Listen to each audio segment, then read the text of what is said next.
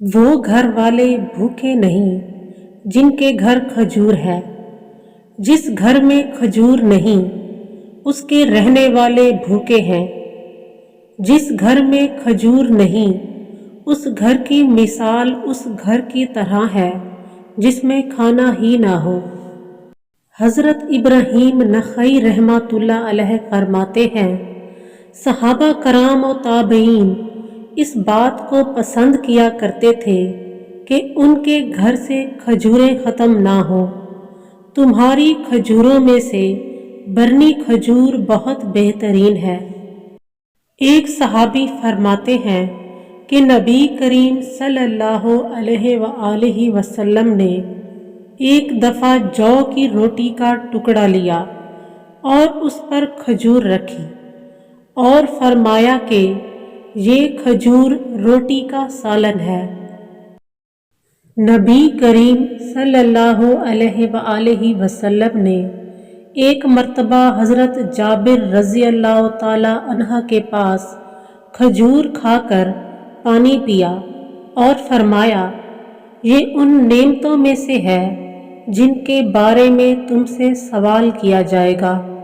نبی کریم صلی اللہ علیہ وآلہ وسلم کھجور اور مکھن پسند کیا کرتے تھے۔ حضرت سعید رضی اللہ تعالی عنہ فرماتے ہیں کہ میں ایک دفعہ بیمار ہوا تو نبی کریم صلی اللہ علیہ وآلہ وسلم میری عیادت کے لیے تشریف لائے۔ آپ صلی اللہ علیہ وآلہ وسلم نے میرے سینے پر ہاتھ رکھا۔ آپ صلی اللہ علیہ وآلہ وسلم کے ہاتھوں کی ٹھنڈک مجھے اپنے دل میں محسوس ہونے لگی۔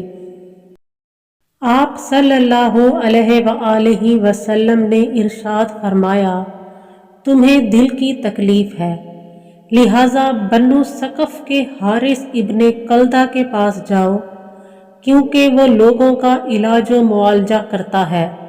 اس کو چاہیے کہ وہ مدینہ کی 7 عجوہ کھجوریں لے اور انہیں گٹھلیوں سمیت پیس لے، پھر اس سے بنی دوائی تمہارے منہ میں ڈالے۔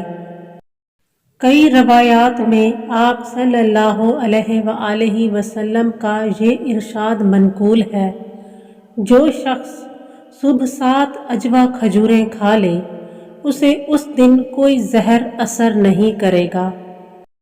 عجوہ کھجور جنت کی چیز ہے اور یہ زہر سے بھی شفا حاصل کرنے کا ذریعہ ہے۔ عجوہ کھجور جنت کا پھل ہے۔ عجوہ میں شفا ہے اور اس کا صبح سویرے نہار منہ کھانا زہر کے اثر کے لیے تریاک ہے۔